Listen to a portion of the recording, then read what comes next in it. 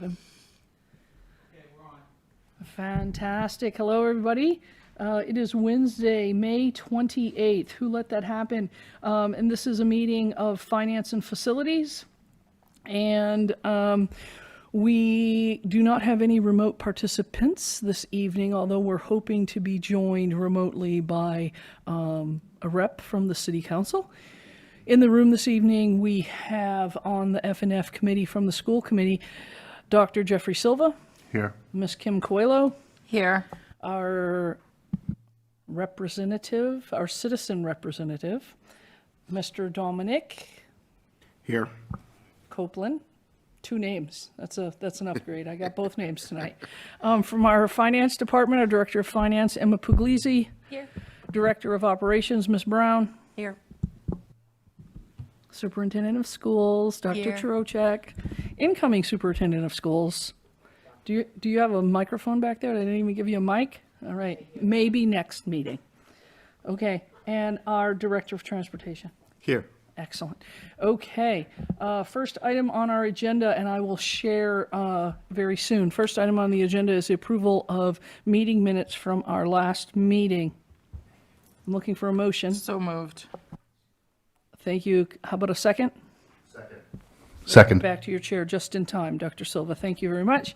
Any comments, questions, corrections on the meeting minutes? I see none. We have a motion on the table. All those in favor of approving? Mr. Dominic, you're in? Yes. Okay, were you at that meeting? Well, that's what I'm trying to figure out, Okay. if I was at that meeting. How about Ms. Coelho? Why don't you make a little note? I will check, and if Dom was at that meeting, we'll count him as I a was yes absent. vote. On the April 30th, it says here, absent. Okay, so that passes 3-0 to 1. 1 abstention. Mr. Copeland is abstaining from voting yes. I thought that the mayor had brought up in the regular school committee meeting when I had abstained because I wasn't here, that if we felt comfortable that, and they walked over the meeting minutes, that they could still vote. Would you like that option, Mr. Copeland? I'm comfortable sustaining for right now. Okay. All right, 3-0 to 1. All right, Ms. Brown, would you like me to share your presentation? And you're next on the agenda. That'll take me half a second. We got a lot going on the screen. B&G report, thank you. Next item on the agenda is our B&G report. Any comments or questions? It's receive and place on file, as our friends in the City Council say. Anybody have any questions on the B&G report? I'm going to remind everybody, if you ever have a B&G question, you can send it to any member of F&F ahead of time, and the administrators will try to get an answer and bring the answer to this meeting. And the reverse is also true. If you have a question based on what you're reading in the report, we can send it back to the back end through the administrators. I don't see any questions. Okay. Really, I'm still struggling to find your file, Ms. Brown. Hold on a minute. Oh, it did not download. How about, can you introduce our guest? Can we start there while I figure out what I want to download and share on my screen? So tonight we have Dana Krueank, our Director of Transportation, does a fabulous job here to just give you kind of an annual update of the Transportation Department. As you could see in the presentation, there's information on routes, rider information, employee information, and the driver pipeline, as well as the fleet. So he'll kind of walk us through just some of the data, kind of give you some updates and share his experiences this year in transportation.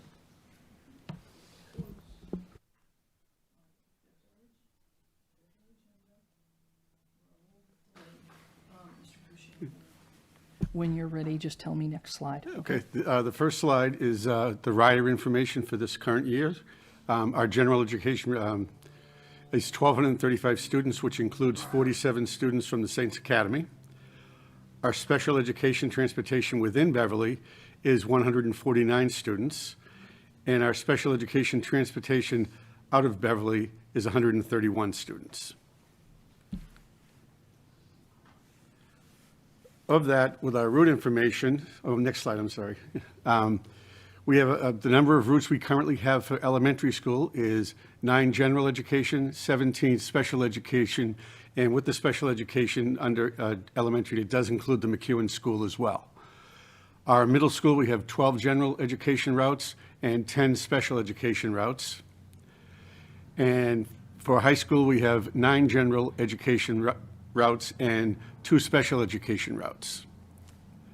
For special education out of districts, we have 131 students, and for the McKinney-Vento out of district transportation, we have 105 students. We also have students from McKinney-Vento that is not included in here that we transport ourselves, the ones that are housed in Beverly. And also, starting next year's school year, BPS has signed on to a consolidated special ed OOD transportation contract through the NEC. Basically, how that's, I know a little bit about that. What it's going to be is one company has won the bid, and I believe it's Nick's Transportation. And for several of our contractors that we go to outside, they're going to take care of all of the out-of-district transportation portion for several districts, not just us, for a lot of them. So they'll control all of that. I'll get all the information. We'll still be responsible for the payments to the different vendors and so forth and things like that.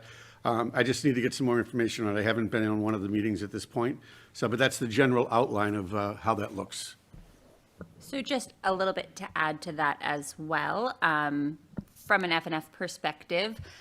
So as Dana had mentioned, a number of the member districts of the North Shore Education Collaborative have signed on to this agreement. Where we anticipate seeing savings is really through the cost sharing perspective. So the cost per van is not necessarily less. However, what we will be able to leverage is that we might have one student going to a particular school, but Peabody might also have one student going to that same school, and we'll be able to share in that cost now, where we would have previously each had to pay that bill independently.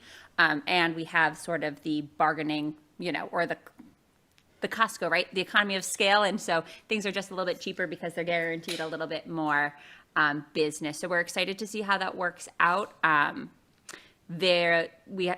large thank you to the business manager over at NEC. This was a phenomenally large undertaking, and they really spearheaded that effort. And we're excited to get to endeavor with them. Next year is the first year, so we'll definitely be reporting back how it goes. But the rough numbers presented by their business manager anticipate savings of approximately $100,000 in the first year, which is very exciting for us. That was my question. It's actually going to start for the beginning of not the beginning of the school year, the beginning of regular school. So we're still doing our own summer school transportation. Okay, before you move on, I'm looking around the room because I did see Dr. Silva had a question that has been answered by Emma, AKA Krueank tonight. You get to wear the Krueank hat. My question is, when will we know, no offense to whoever did this planning and gave you that 100,000 number, but when will we know for sure, okay, we have this child going to this location and so too does Peabody. We have this child going to whatever, the Carroll School, and so too does Danvers. When will we really know and be able to see that? So we will have that information. We will be providing, these are all of our students who are going out of district. This is, their start location, their end location. We'll be providing that information over the summer and throughout the year as it changes. So sort of the large emphasis on that is that it changes on any given day. Because we might have students who move within programs, students who, all of that good stuff. And the same way that we have that mobility, so do all these other districts. And again, because we are cost sharing the van or the vehicle and it's not a per student cost. If on September 3rd, there are 5 of us in that vehicle, then we know what that price is. And then if on September 6th, there are 4 of us in that vehicle because my school placement has changed, the per student amount will change with it, right? Because the numerator will stay the same and the denominator will change. So what I anticipate us being able to do is sort of look back month over month and sort of say, we would have expected that in any given September, we thought we would have spent X. This is our here, we've sort of actualized savings in September. I think we're really going to have to be doing it on a month by month basis to sort of see that benefit. And then at the end of the year, being able to say, and again, part of this, what the point of comparison really we would have, because we're not going to go out and solicit quotes because we have signed on to this agreement unless there's a reason for us to think that we might get a better price elsewhere. There is language within the contract that says if we have reason to believe we could get a better contract price through somebody else, we do have the right to go and explore that avenue. We'd be sort of comparing to, this is what our FY25 rate for a similar run would be. And then comparing it to, we might add a factor of, because transportation always goes up, right? That's sort of where we are right now. If we assume a 3.5% inflation rate, this is what it would have been, this is what it would have cost us to sort of evaluate where that savings comes in. Okay, and at the To give risk, you a rough idea of that too, so say we have several vendors that only have one student of ours, and say that student is $400 a day to transport. Now they're going to put at a minimum of probably 4 students on that vehicle, or as many as 6, and some of it depends on the behavioral issues of the students. Right there, you're going to see our cost drop to $100 a day, so that's substantial. so are all of these routes all such potential savings routes? Are they all someone else's vehicle, or are we ever taking our own vehicle and it's always what we have contracted out? Okay, yes. So I was just going to say, I mean, I think the estimate that you got was, they did a mock run of what, if we were to start, say it was April 1st that we gave them some addresses and some routes that, some schools that students, no student information, then they estimated over, they took from 10, there are 10 communities that came together on the partnership, and they did a mock-up of what it would be, and that's how they came out with that sort of general ballpark of about $100,000 of savings. Again, it's always going to fluctuate and it's always going to shift and change, but And so somebody else is managing all of that for us. And do we anticipate, and really this will be my last question, and then I'll let you go to the next slide. Honest, I will. I'll try, okay. Do we anticipate that someone's like bus route, their route, how do we say here? Route.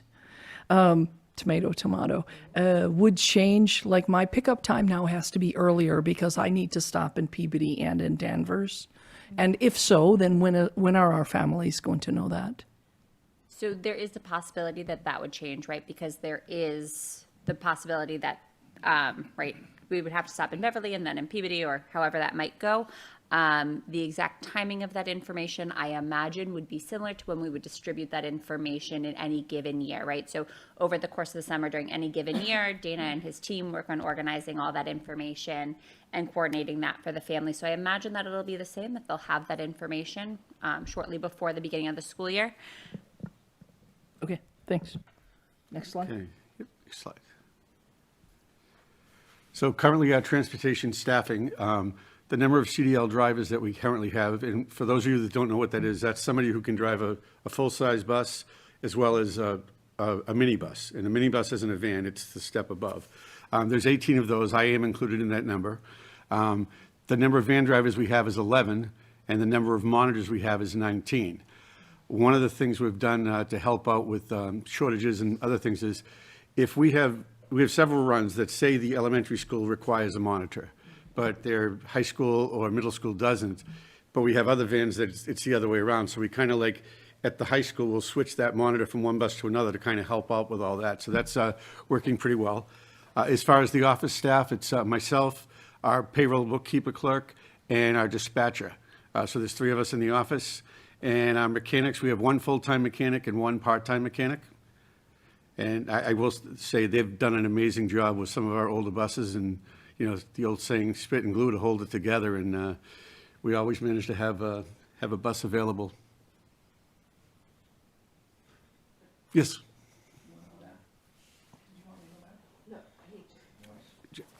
Yes. I'm sorry, yes, Dr. Silva. Do we have an excess of buses, or are all the buses on a particular day in motion on the street? They're not all on a typical day in motion because we have to have spare buses for breakdowns or general maintenance or any number of things, if they have to go for inspections on a certain day. So we have a few more than we would normally carry only because we have a driver shortage, but how we've got around that, and I'll talk about that in our pipelines, but we've combined some runs that we're able to. Like, for example, North Beverly, they had 2 runs that were kind of running side by side, and we were able to coordinate putting them on the same bus, with the exception of, say, a couple of kids. And maybe a good example of that is up in the Old Planters area. We have 3 students that go to the school, and there's nobody else within a mile of them that takes a bus to school. So on a van, we'll send those 3 to get picked up, so it enabled us for this bus to be able to complete its route and still get to its high school run on time. Does that open up an opportunity to lease, if you had extra buses, to lease a bus to the NEC if they needed it? Or not lease, rent? So the contract was given to Nix, so it's not the NEC buses that are going to be transporting kids. Nix, it went out to bid, and, NRT bid on it, Salter, all the different companies, and Nix won that bid. So Nix is the transportation company that's going to be doing that, so they have their own vehicles. Okay. Okay, any other questions? So driver pipeline, we've been trying to, with this whole thing with the drivers, and it's a nationwide issue that's gone on for several years, we've been trying to implement a pipeline so we can get people from internally, because it's pretty simple to get monitors. And 7Ds are a pretty simple license to obtain. So some of our monitors have worked their way up to be 7D drivers, and some of them have worked their way up to be CDL drivers. The good thing is the higher your license, it doesn't matter what vehicle you're driving, you can drive it. You can drive anything in the fleet. So currently we have 3 7D licensed drivers that are studying for their CDLs.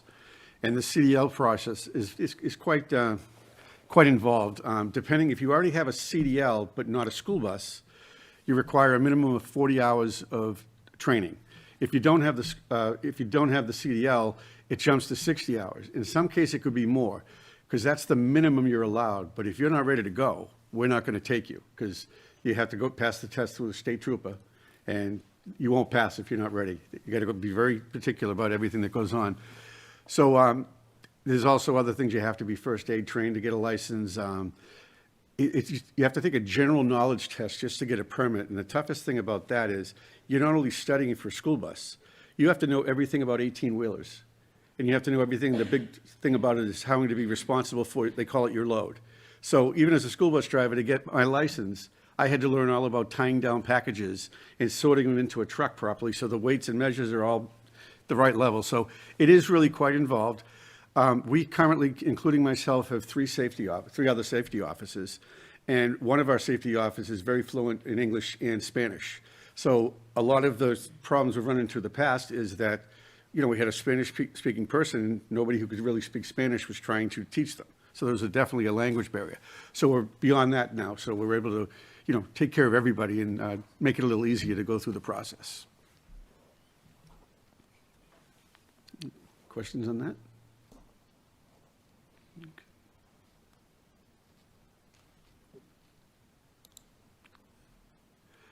So our current fleet, electric buses, we currently have 5.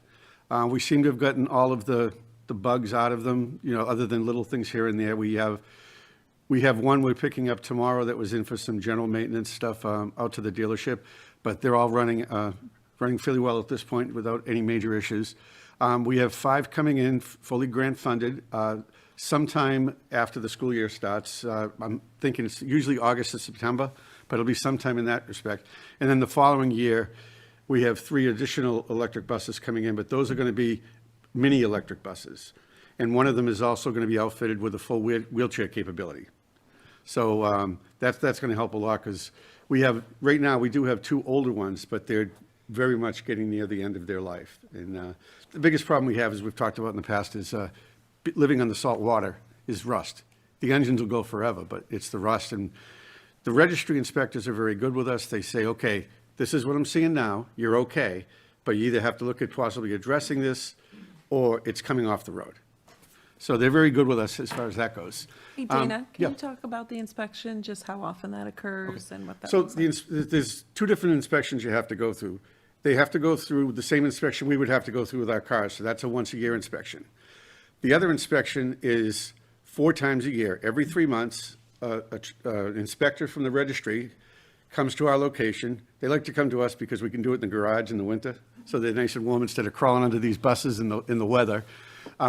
So they'll come out, and we generally do it over, everything's over a 2-month period. So it's December, January, April, May, August, September, and so forth. So we have 2 months to get all of our vehicles done. But the same inspector has to do other districts as well as vendors. Anybody who has these buses, they have to be inspected every year, but every 3 months, or every 3 months for the service. So we've always had a really, really high success rate. Our mechanic does, pre-inspections, especially when he knows what buses he's going to be sending in for inspections. He'll go through them with a fine-tooth comb.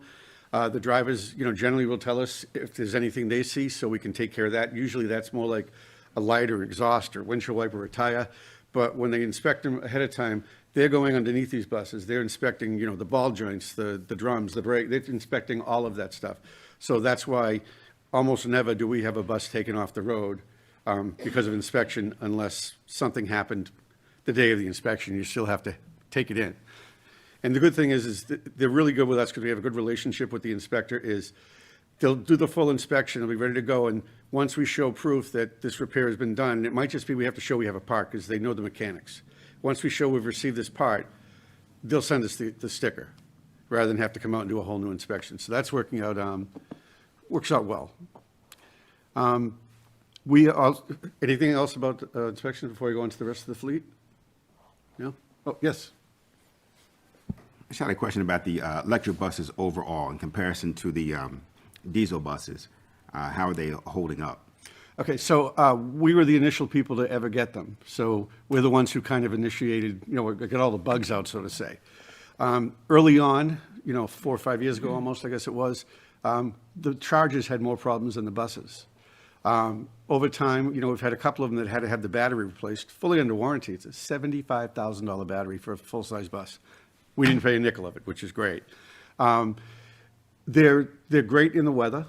They generally can get 125 miles to a full charge 9 months of the year. The winter months, because you have to run heaters, you get about 85 miles. But the maximum route that like a big bus doesn't do as many long routes as the small ones because they're doing door to door. The big buses are doing routes. So they generally would do anywhere from 25 to 50 miles a day on a regular basis. Now, they might take that run on an athletic or a field trip, a bus on an athletic or a field trip, but we have to still be careful about where's it going? Can we take an electric bus to this place yet or not? Highland was over today doing just a follow-up with all of us just to see what they can help us with. And one of our drivers came out with a great idea for them. We should check in with the districts that have electric buses. So if we're going down to the South Shore somewhere and they have electric buses, we'll offer the same service to them where we're there at this athletic while you're playing your sport. We can plug our buses in and charge. When it's your turn to come up to our field, you can plug your buses in so they're charged. So that was brand new today. So that's just something that is kind of exciting for some of the playoff teams travel all over the place. And we're in the middle of that right now with some stuff. And about how long are we taking for a charge so far? So our buses are kind of unique because in the summertime, generally speaking, a full charge from a dead empty battery is about 3 hours. But in the real hot days, we have what's called V to G capability, which they'll fully charge the buses up, and then they'll unload and dump the power to the national grid. And part of our lease is that Highland gets paid that money. So they can charge these things overnight at the lowest cost for charging, and they're fully charged, ready to go for us first thing in the morning. Every once in a while, like I said, you get a glitch, so something may kick off, but I've got a software program now that Highland has supplied for those buses that I can look at any point in the day from home, from wherever I am, and see the status of any bus. So I know if there's a problem, I can call over to the Highland, who's right across the street from us in the Cumming Center, or if I'm usually there at 5:30, 5:45 in the morning, so I can just unplug it and plug it back in, and that would usually give it enough charge to get to its first run, then we'd plug it in the middle of the day. All right, thank you. Okay, so the remaining part of our fleet, since we have 11 gas minibuses, 2 of which have been turned into hybrids, and we have 10 gas vans, and 3 of those have been turned into hybrids. So that's our current whole fleet, other than 2 mechanics trucks. Any other questions about the fleet? No? Oh, I think that was my last slide. I want to just thank Dana because he does do backflips to get everything, keep everything running. I think the pipeline has been a great addition that we've added that has certainly helped us when, people have retired and gone on to other things. So it certainly helped us with that driver shortage. But the way he also every single day will work tirelessly with the whole crew to, make it work is excellent. And we just really appreciate all that you do for the kids. Thank you very much. Look, no escaping yet. I have a question. I'm looking around the room. Anybody else have any questions before I call on myself? Yeah. So just a quick reminder, so the power goes back to Highland, but in return for that, we get the service from them. We don't pay for any of our charging on our Highland buses. Our new buses are going to be owned by the city with our own infrastructure, so we will have a cost for that. But when they sell the power back, they sell it to National Grid. National Grid is selling it to the customers, mainly in the North Beverly area. And then they get paid a fee for it. I think each summer, they've probably made $25,000 or $30,000, if that. But still, it's a nice, it helps with the cost of the bus. We don't pay for any charging. We don't pay for any repairs other than general maintenance, like windshield wipers or light bulbs or tires after a certain amount of time. They pay for everything as far as the bus is concerned. I think that's probably good. And then with the new buses, the structure will be different. The structure will be different because if we're selling power back to National Grid, we'll be getting that money. And our buses in our new infrastructure has all been taken care of through these grants. It's like surge pricing, right? I'm We're sorry? buying low. It's like surge Yeah. pricing. We're buying low and we're dumping back in when the peak points. usage, peak use is. Okay. All right. Dom saved you. I have no idea what my question was going to be.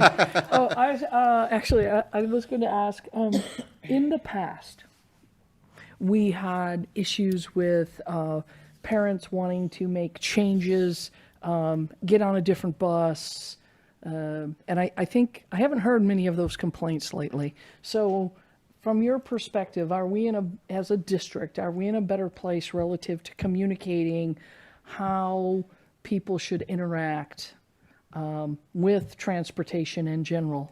I'm sorry. And that you're not a taxi service. No, we're definitely not a taxi service. We've got some guidelines in place.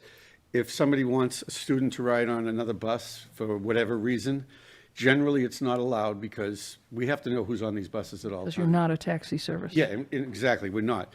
On some special occasions, like we've had students whose parents have gone away somewhere and they're staying at a friend's house for a week or something like that, as long as I get it in writing from both parents in an email, we'll allow that, provided there's room on that bus.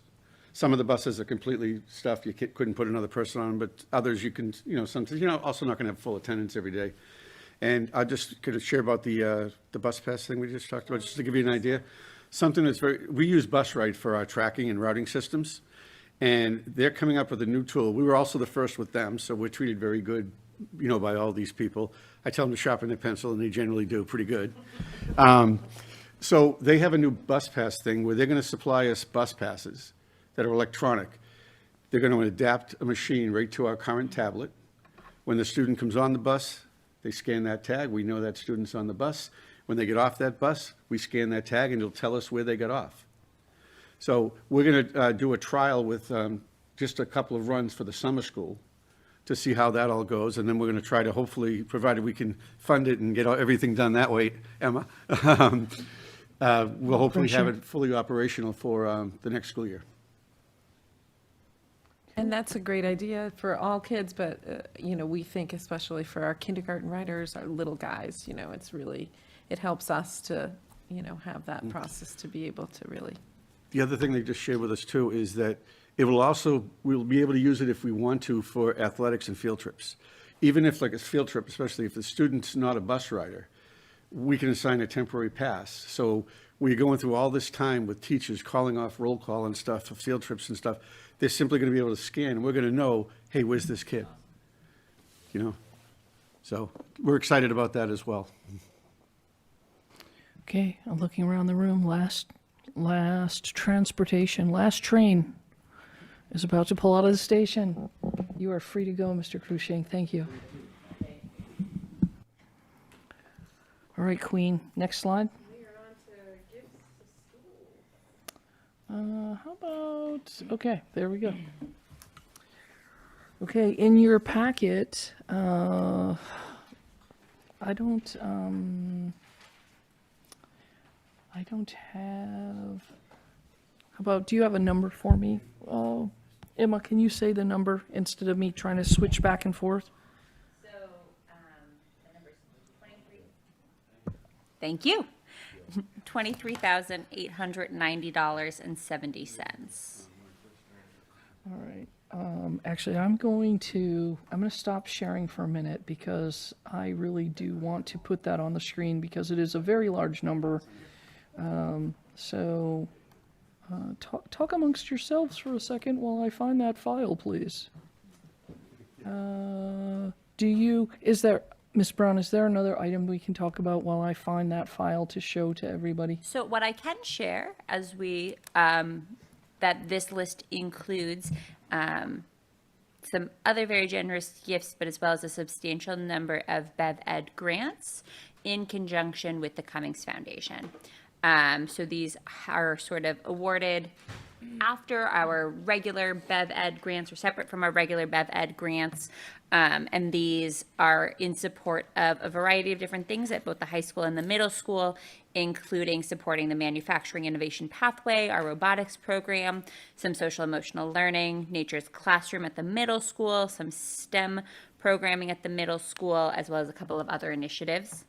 And then we have some other commissions payments in that mix as well. Fantastic, and that is on my screen right now. So if I can find my way back to Zoom, I'm a little out of Zoom shape. We have been so blessed as to meet mostly in person. All right, so I'm going to scroll a little bit. Here at the bottom are the extra awards that make this number so much larger than what we would normally see in a month. Okay, and all right, so I'm looking for a motion to approve with gratitude. I remember tonight, Ms. Abel, with gratitude, this wonderful batch of gifts to schools. Motion to approve? Second. Thank you, Dr. Silva. Thank you, Ms. Coelho. And I think before, okay, so Dom, I see you're reaching for your mic. Are you ready to vote, or did you want to have a question? Ready to vote? I want to say not only thanks to BevEd, but to all of the teachers or administrators you see listed on this page, right? So people had to take the initiative to write a grant and to say, I want to do something, and those ideas and the time it takes to submit that paperwork and say, not only on BevEd's part to go get the grant money and the Cummings Foundation for funding them. I think they got like a 3-year, a really big chunk of money. But then for these individuals to say, oh, I want to do something even above and beyond and extra, just extra shout out to those people. So there is a motion on the table. All those in favor? Nobody's opposed. That passes 4-0. Okay. Coming back to your presentation, I think. Here I come. The next is a budget transfer. Which we have 2 tonight. For which we have 2 tonight, she says. Okay, I'm looking to share something else on my screen. Here we go, share. There we go. Here it comes. Budget transfer. Hold, please. This one. First one is 1396. I don't know, can you guys see that okay? I'm looking for a motion to approve this particular budget transfer. Motion to approve? Thank you, Dr. Silva. Second. Thank you, Ms. Coelho. Any questions for Ms. Emma? Emma, do you want to talk about this one? Sure, I'm happy to share.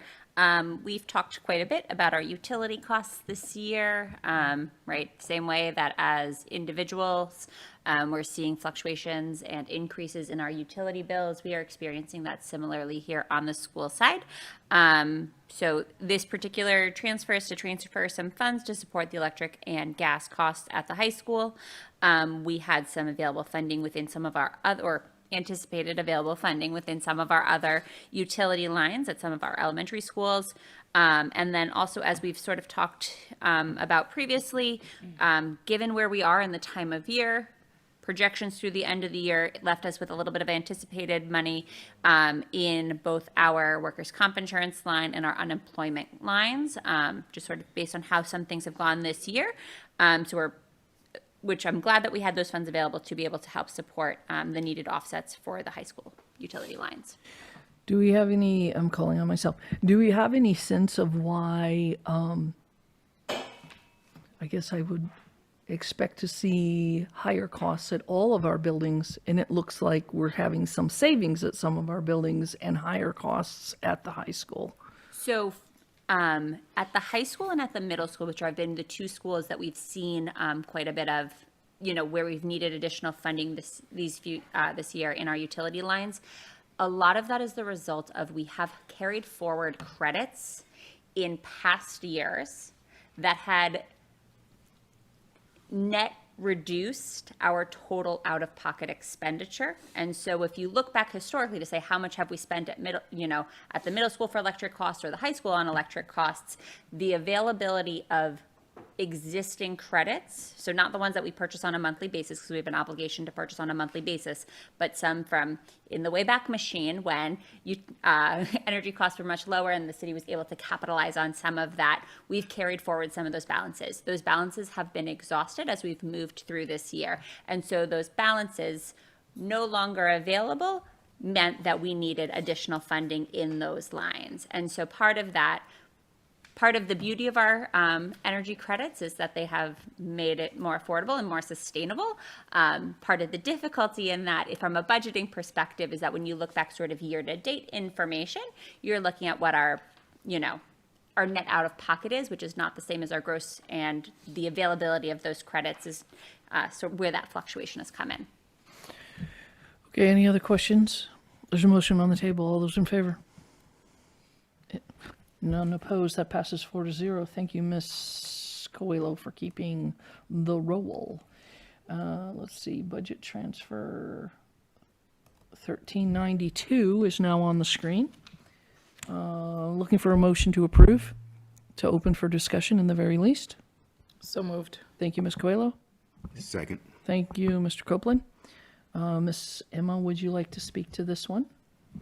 Absolutely. So this is just me moving money across our paraprofessional lines at a number of the different schools, largely based on how grant offsets were applied in the year versus how when I had originally allocated, and Jean had originally allocated the funding to those lines.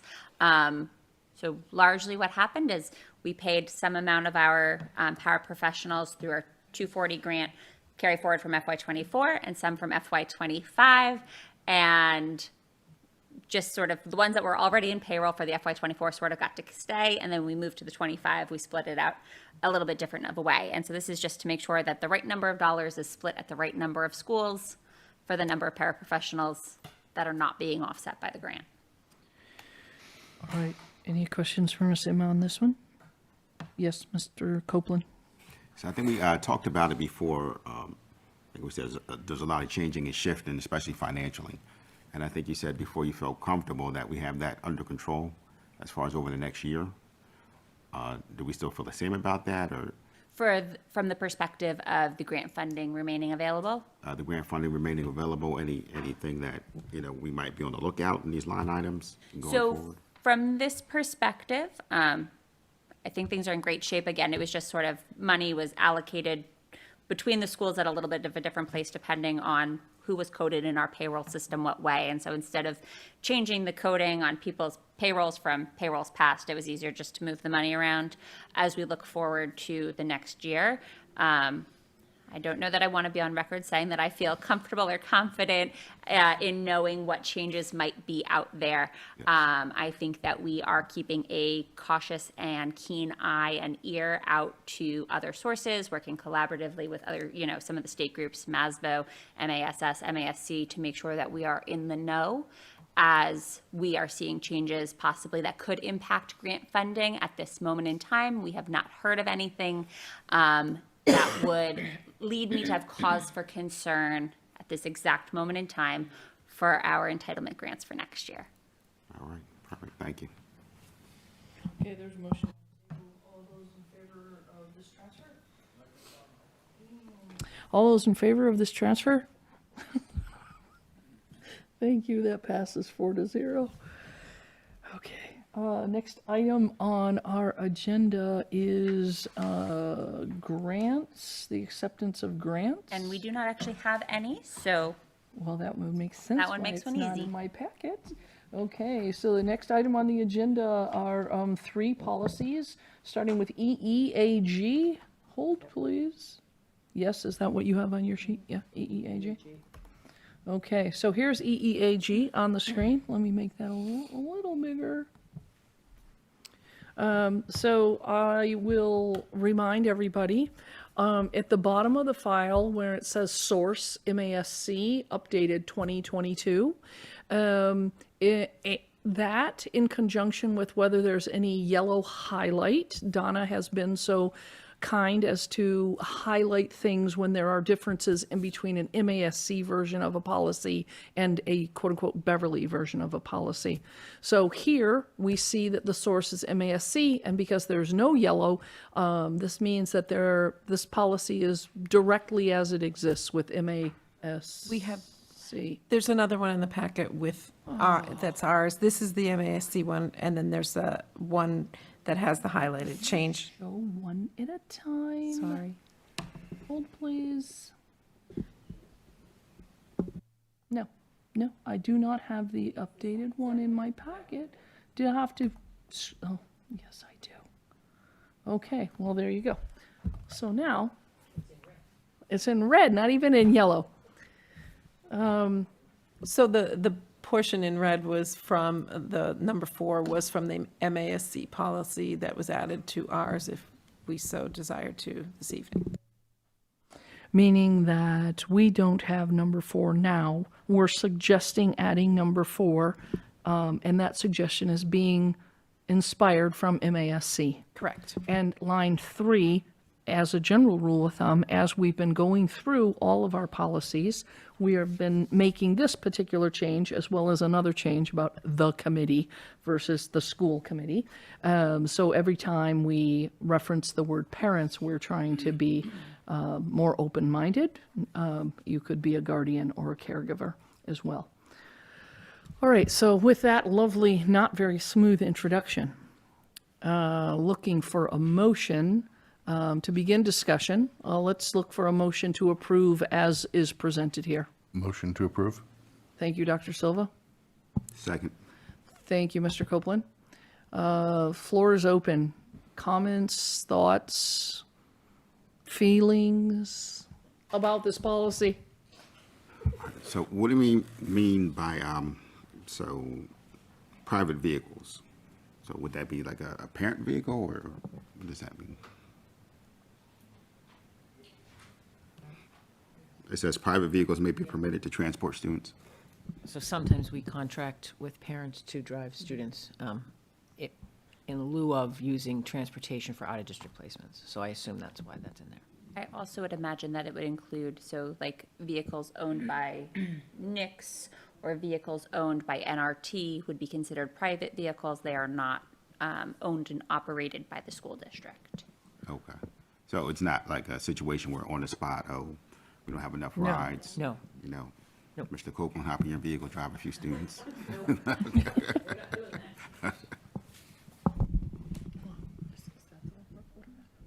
Yeah.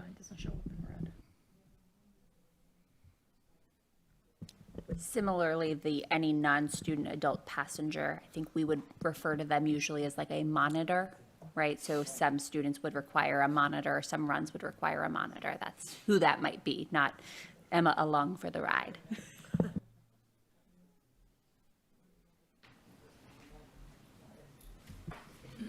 Okay, any other questions, comments? Anybody want to make an amendment? All right, there is a motion on the table to accept this as is presented on the screen right now. All those in favor? None opposed, passes 4-0, Ms. Coelho. Dun-dun-dun-dun. Next policy is EEAJ. Okay, hold please. So on these policies, I included the MASC policy is different from the policy. We have our own version of the policy. Okay, so I'm putting our version on the screen, the Beverly version. And how about, I'm going to for a minute, I'm going to put up the MASC version. All right, so these were in your packets. It's not easy for me to bounce back and forth in between the two of them. I don't have a summary in my brain of why. I really don't remember why we built our own. I need a Wayback Machine. Is your mic on? I think because MASC didn't have one until 2022, and ours was 2018, maybe? We had ours out first. Okay, that's good detective work. I appreciate that. Looking at the dates anyway, that's what it says. So, and I would say, all right, so I'm putting ours back on the screen. See one before. We only referenced the DEP regulations, so. Yeah, we had it way back. Way back. All right.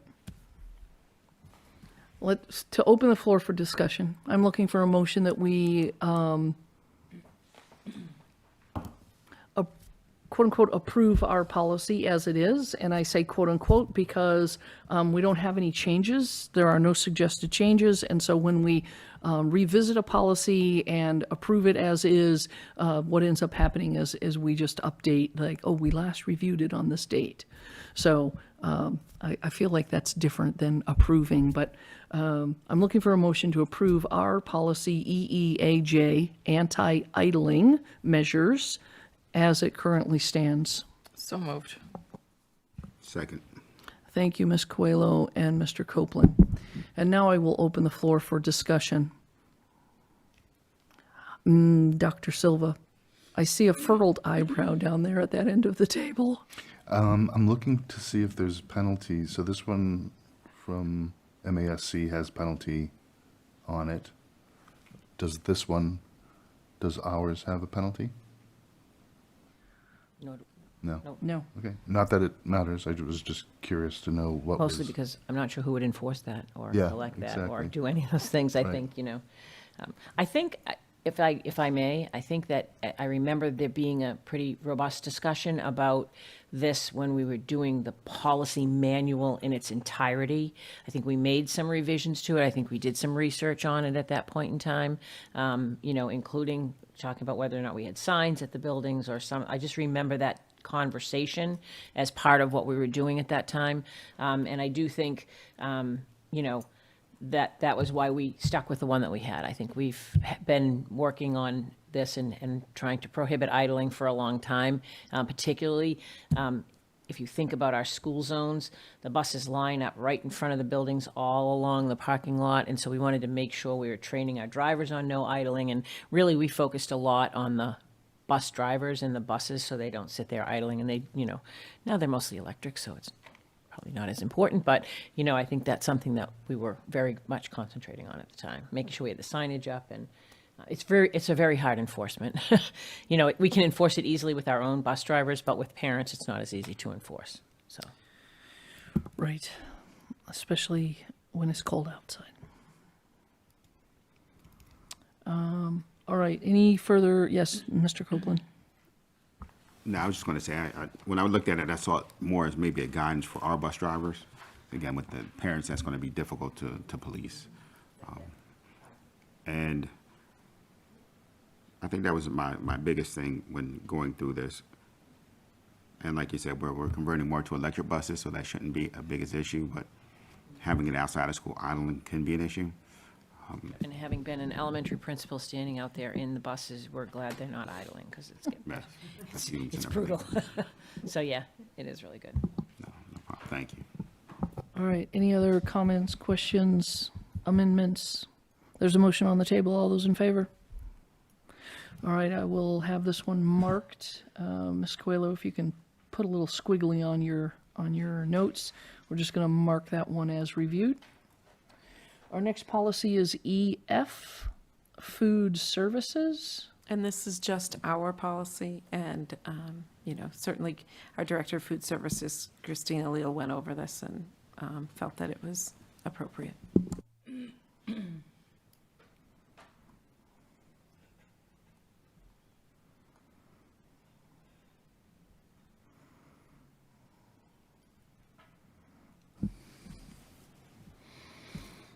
I'll All put right. up a motion to approve. Fantastic. Thank you, Dr. Silva. Second. Thank you, Mr. Copeland. Comments, questions? This guy has been revised a number of times.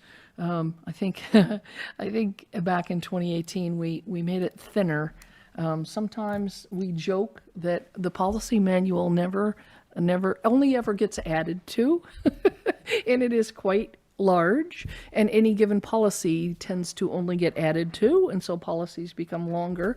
My recollection on this one was to condense it to, we're going to try to feed children, and we're going to try to do the right thing, and we'll be in compliance with whoever above us says we need to do different things. And there certainly have been a number of changes relative to free and reduced lunch, and everybody really eats for free now, and at least their first meal. And so that's what I recall from this one. So when you look at the dates down at the bottom and you see that it's been revised several times over, that's my recollection of some of the revisions of this particular policy. I don't know if that helps anybody. All right, any questions, comments, amendments? Yes, Ms. Coelho. My only question is, it said the last time it was effective was July 1st, 2023. But since before July 2023, we've offered free lunches to all children, but it's still in here as free or reduced price meals. We don't offer reduced price meals. We offer free lunch to everybody. Right. So again, I think that as long as we're doing one of those two, and rather than change the words to say free, if and when, unfortunately, the funding runs out to be able to feed every child for free, we will go back to having the two criteria based on what your family income is. You maybe get free lunch, or you get a reduced price lunch, or you pay full price. So that kind of goes in with compliance with the applicable state and federal laws and regulations.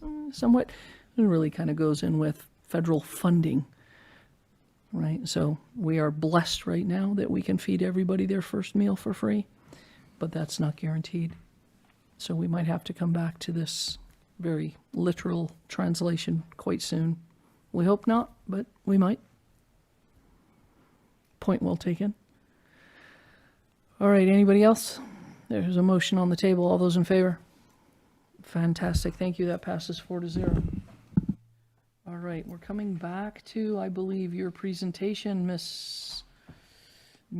Brown. Yep, we're on to revenues and expenditures. I'll pass that over to Ms. Puglisi. Okay, is it questions? No, there are no questions. There's only answers. Hold, please.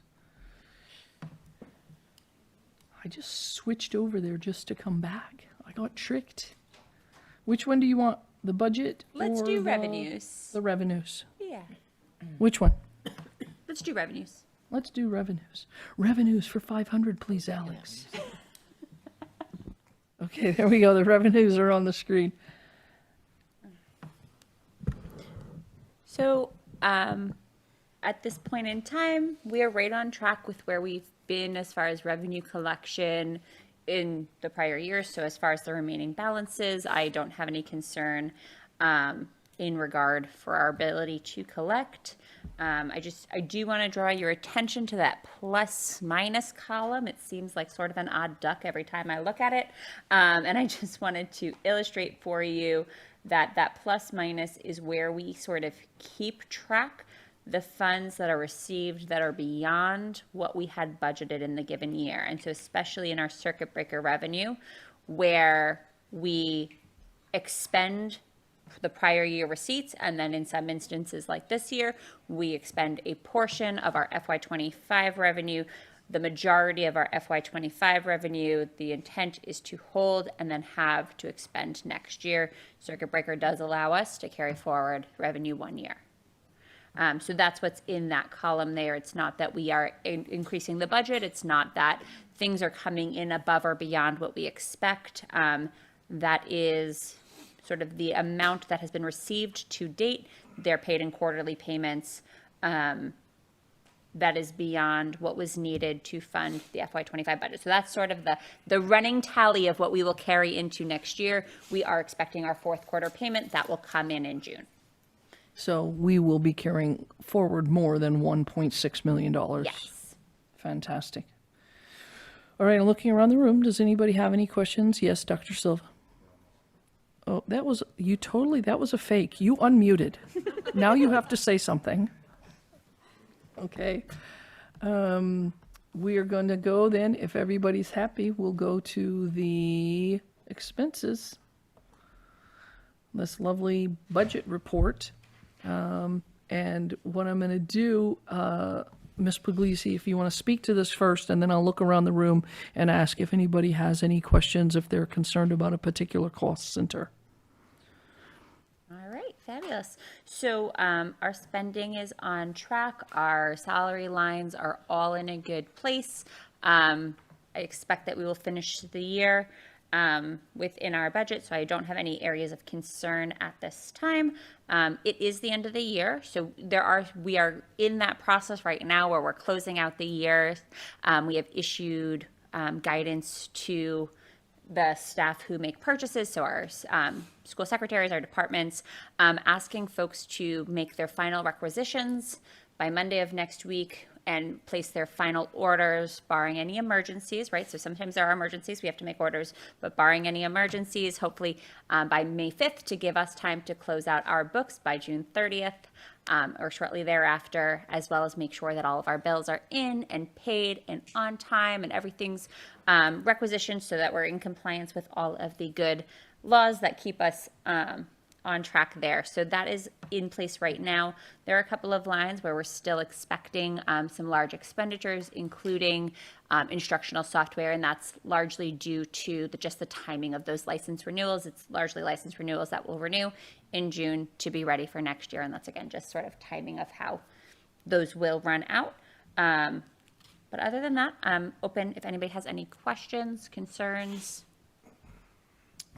You unmute this time for real and say something. Yes, thank you. There's an equipment, building and grounds expense that's at 34%. Do you want to give me a page number, Dr. Silva, and I'll put it on the screen? Page 7 on the bottom. Just curious if that's something that's anticipated to be spent, or maybe it's the HVAC or... So that is equipment as it is needed to be repaired and replaced. So I believe that most of that is expected to be expended, and that at this point in time, right? So one of the beautiful and difficult things about B&G is that it's forever in flux. And so sometimes we, make determinations that things are good enough and we are going to see how we make it through the rest of the year because we have less control over things like HVAC than we do over whether we replace a floor scrubber. And so once we sort of know how all the rest of those things shake out, we get to make some decisions about what is left that we're able to cover. I will also bring forward, right, just shortly above that, we do have a deficit in our snow removal line that we have to cover within those lines. And so part of that is, again, we maybe hold off on replacing a floor scrubber until we know just how all those other things will shake out. Okay. Thank you. The evil, look at, I annotated it, the evil extra snow removal. Boo. All right, any other questions? Yes, Mr. Koblin? So on page 18, I think we spoke about this before with the Here I come. custodians and overtime as well. How are we feeling about that going forward? We, again, the school-based lines for overtime are for things like events, individual cleaning, not so much sub-coverage, but other things that go on in the building. Again, I think we'll be in a good shape throughout the year. Availability in this line, really what that tells me is that as we do the sort of end-of-year building cleanup, big push before we welcome our summer programs into some of our spaces, that we'll have funds available should we need overtime to be able to make sure that those things happen. Okay. So none of it was dealing with a shorter journey? Okay, No. thank you. Okay, I'm looking around the room. Any other questions on the expenses report? Okay, seeing none, we're jumping back one last time. I believe that brings us to the end of our agenda. I'm just going to run back to the top of the file. Because I missed the slide, I wasn't prepared at the beginning. There we go. So there's your beautiful picture, Ms. Brown. Last call, any, do we want to talk, my favorite two co-agenda makers, about what June might bring us?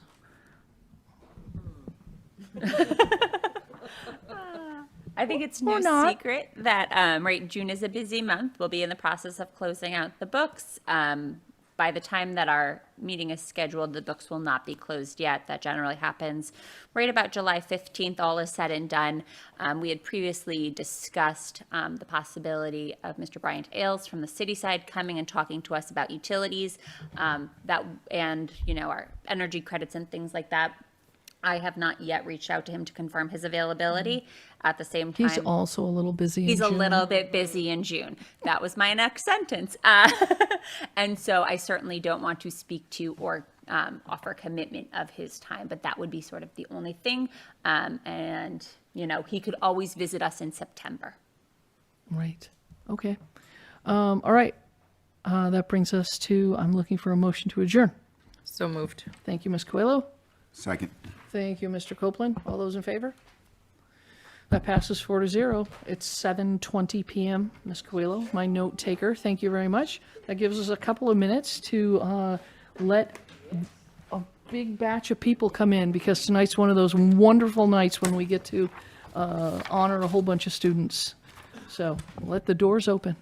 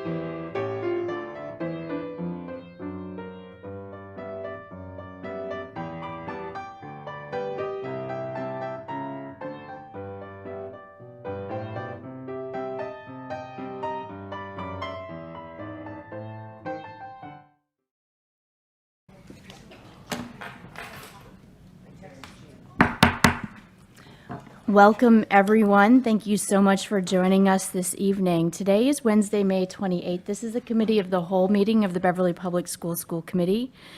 We are very grateful this evening to be broadcast and streamed online by our friends at BevCam. We are also running a hybrid meeting this evening with one of our members participating remotely.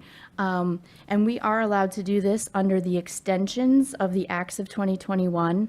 This is under Chapter 20, and it has been extended until March 31st, sorry, I have the wrong version of this, 2027.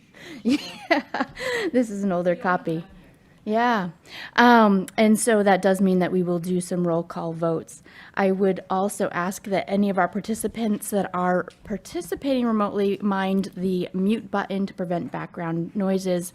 Again, we are being recorded, streamed, and broadcast by our friends at BevCam this evening. I'm going to do a quick roll call. We will do a Pledge of Allegiance, and I'm going to take the agenda slightly out of order just to have a recognition before the student recognitions, and I will ask for the superintendent to help me with that. Now, if I could, let's do the attendance in person. We have Mayor Cahill. Here. Kimberly Coelho. Here. Karen Robinson. Here. Jeffrey Silva. Here. Lorinda Visnick. Here. I'm Rachel Abel. We are also joined this evening, Suzanne Chirocek. Here. Dr. Andre Morgan. Here. We have Ms. Erin Brown. Emma Puglisi. Here. Our soon-to-arrive superintendent, Peter Cushing. Here. We have Dr. Dorothy Flaherty, our assistant superintendent, Julie Smith, and Ryan Wood, our athletic director. Also joined online remotely, Dr. Kenan Mackenzie DeFranza, our Ward 2 school committee member. Here. Perfect. We can hear and see you. Thank you so much. Did I miss anyone else in attendance? Okay, and thank you to all of our distinguished students and their caregivers and parents. First order of business is the Pledge of Allegiance this evening. I'll ask Ms. Robinson to lead us in the pledge tonight. I pledge allegiance to the flag of the United States of America And to the republic for which it stands, one nation, under God, indivisible, with liberty and justice for all. Thank you so much. And please permit the chair to call Dr. Chirocek for her first item for central office. On my superintendent's report. Thank you. First, I'm going to ask if Ms. Brown will join me up here at the table for a quick moment. What I'd like to do this evening, I have the pleasure and honor of making a recommendation to the school committee. As you know, throughout the budget process, we had described a central office reorganization, and we were making some shifts and changes in some of the roles and responsibilities.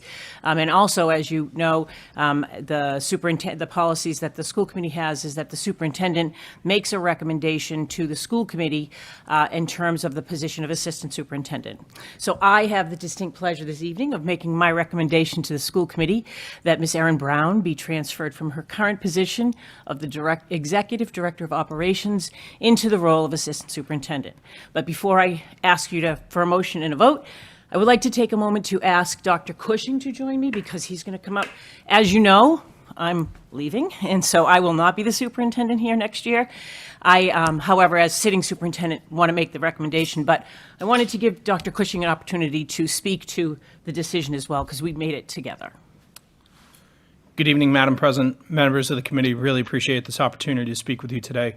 I've had several opportunities over the past 3 weeks to meet with Ms. Brown, to discuss vision, to discuss our values, and to discuss plans for Beverly in the near future. I'm very excited for this opportunity to work with her, to form a really strong team, and to lead together for the greater good of Beverly's students and all of our staff. Thank you. So it sounds like we have a dual recommendation for a motion of the school committee to accept as assistant superintendent Ms. Erin Brown starting July 1st, 2025. I'll make that motion. Thank Second. you, Mayor Cahill. Thank you, Ms. Visnick. Is there any discussion from the committee? Ms. Visnick? Not so much discussion, just a word of thanks, a word of thanks, a word of thanks. It's not always, I want to acknowledge that it's helpful to have people on your team and on board, coming in, hit the ground running, all those kinds of things, at the same time is also not necessarily the easiest thing to do, to say, I'm going to take someone else's recommendation, or I'm going to work on that, versus I'm going to bring my own person in. So I certainly have valued my time with Ms. Brown, working on FNF, and so I think she's wonderful, and I want to just really shout out my appreciation for doing this versus saying, no, I'm going to bring in my own person. And you know, I'm sure we have a lot more things to say, quote unquote, about you, to you. But again, that the vision to say this is, we need to crunch, we need to pull some things in, and this is how we can possibly do it. And then to say, I'm not just going to do it before a new person is in the seat. Again, a shout out. Thank you. Thank you, Ms. Visnick, for those reflections. Anyone else? I will echo the sentiments of thanks and gratitude and appreciation. Thank you so much. We do need to take a roll call vote to approve this appointment. I will start with Mayor Cahill. Yes. Kimberly Coelho, Yes. Ken-Ann Mackenzie DeFranza, Yes. Karen Robinson, Yes. Jeffrey Silva, Yes. Lorinda Visnick, Yes. and Rachel Abel, yes. Welcome aboard, July 1st. Obviously, you've been here for many years, and thank you so much. Next, we do want to switch gears. We have Brent here.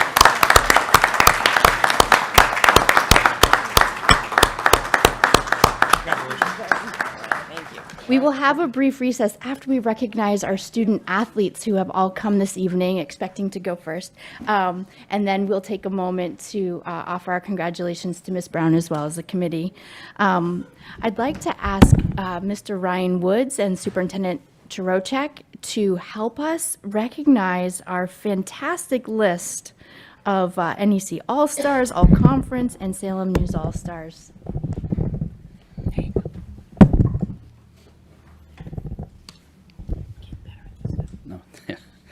Thank you. So this is a great recognition. We have a healthy list of student athletes that were recognized over the winter. So I'm going to recognize our student athletes that did RSVP for tonight. So I'm going to start with gymnastics team. Carly Moran, who is NEC All-Conference, and Boston Globe, and Boston Herald All-Scholastic, and Salem News All-Star. Thank you.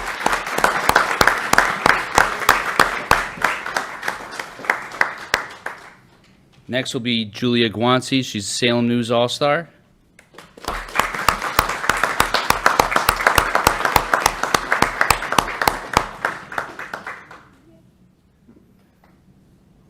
And Julie Shimana, NEC Coach of the Year.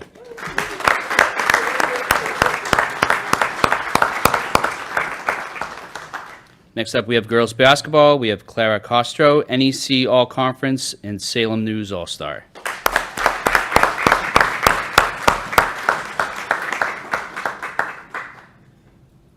Next up is Infinity Burns, NEC All-Star.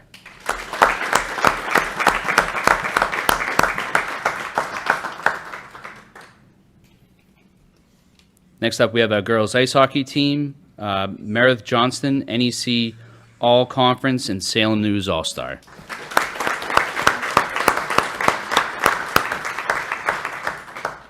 All right. On to girls indoor track and field, Julia O'Connor, NEC All-Conference.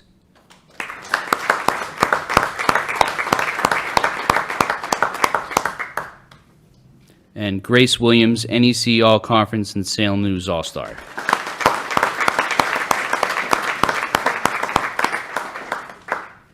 Next up, we have swimming. We have Jacob Anketel, NEC All-Conference.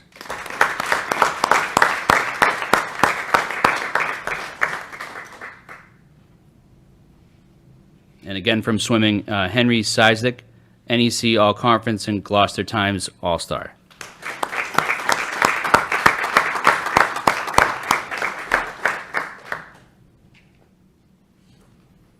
Next up is boys ice hockey. We have Logan Bowen, NEC All Conference and Salem News All Star.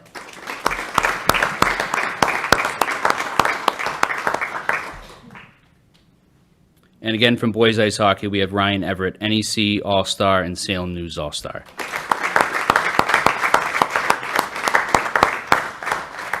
I want to thank everyone who showed up, students, student athletes, and especially parents.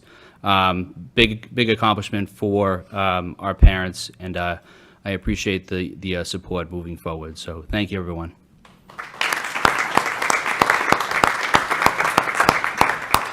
Okay, I'd like to ask that the school committee stand in recess for about 10 minutes while we congratulate our student athletes and Ms. Brown. Thanks.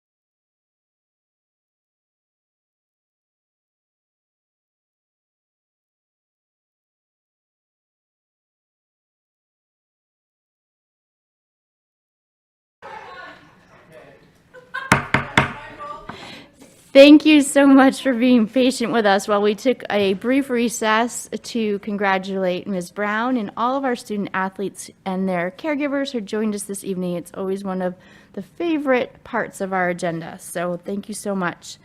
I'm going to return us to our agenda. I may take a couple more things out of order since we do have Mr. Ryan Wood with us and we don't need to hold him all night. Let's first, though, go to our meeting records from April 30th. So moved. Thank you, Mayor Cahill. Second. I heard Ms. Visnick's voice first, even though it was half a laugh. Were there any edits or corrections that we needed to make to the meeting records of April 30th? I didn't see any. We do need to do a roll call vote. Mayor Cahill, Yes. Kimberly Coelho, Yes. Ken-Ann Mackenzie DeFranza, Yes. Karen Robinson, Yes. Jeffrey Silva, Yes. Lorinda Visnick. Yes. And Rachel Abel, yes. That's 7-0. The time is 7:55 for those meeting records. If we could, I would actually like to jump to the school committee athletic department advertising motion, if that would be okay. This was something that we had on our agenda at our last meeting, and we wanted a little bit more time. I also have some amendments that I would propose for the motion. The recommended motion would be the committee of the whole recommends approval of the athletic department to solicit and collect revenues from the advertising of commercial products and services on surfaces surrounding or adjacent to athletic fields and courts, and to be deposited in the athletic revolving fund for the same use and purpose, adding in line with policy KHB and KHA, and in consultation with the superintendent or designee. So that would be the primary motion as amended from our agenda. Second. Thank you, Ms. Visnick.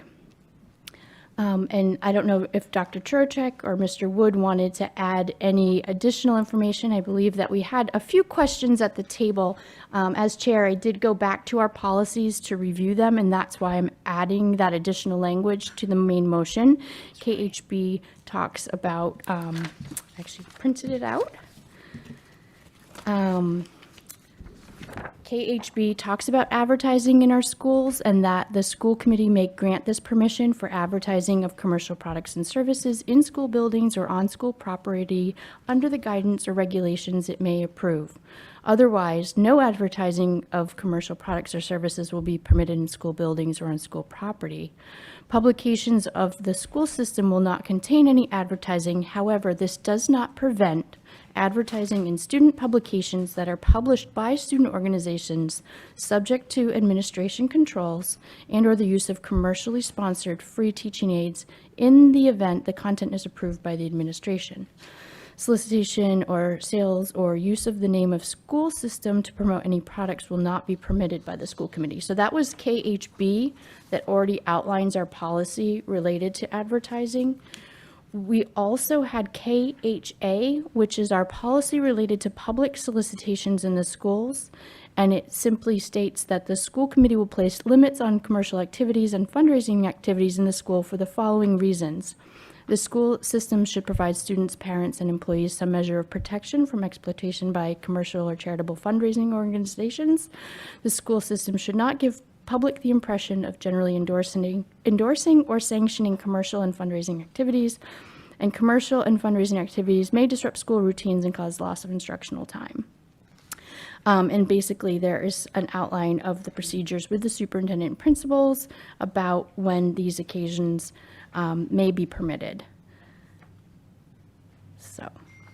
And it also, I should just add, there's a reminder here about PTOs, PTSOs, and different booster organizations do need to be in line with the policies related to solicitation of staff.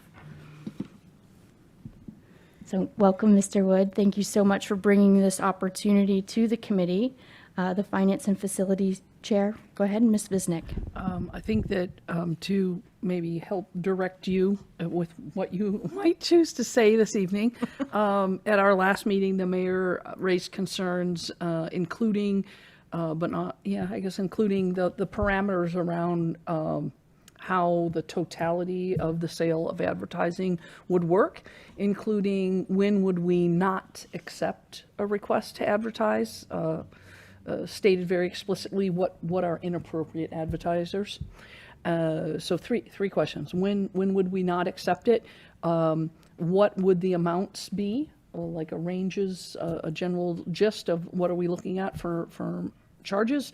And number 3, how long would a given advert be displayed? So if we sold something, does it go for that season? Does it go for a year?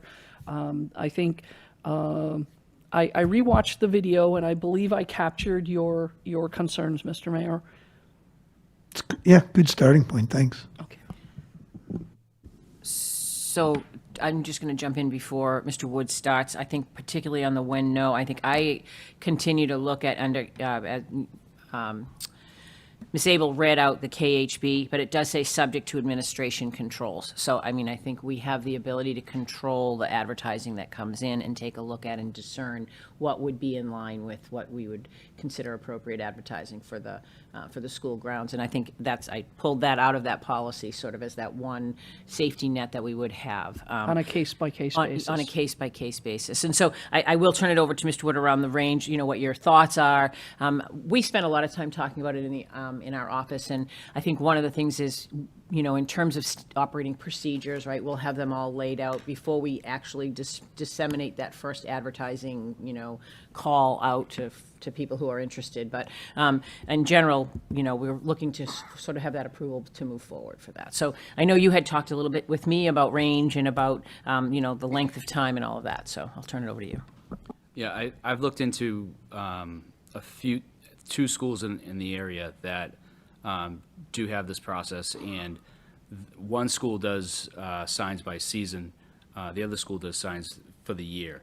I think obviously the first thing, signs by the season, is kind of a lot of legwork that someone has to put in, switching out signs, making sure that that's all up to snuff each time you get new vendors.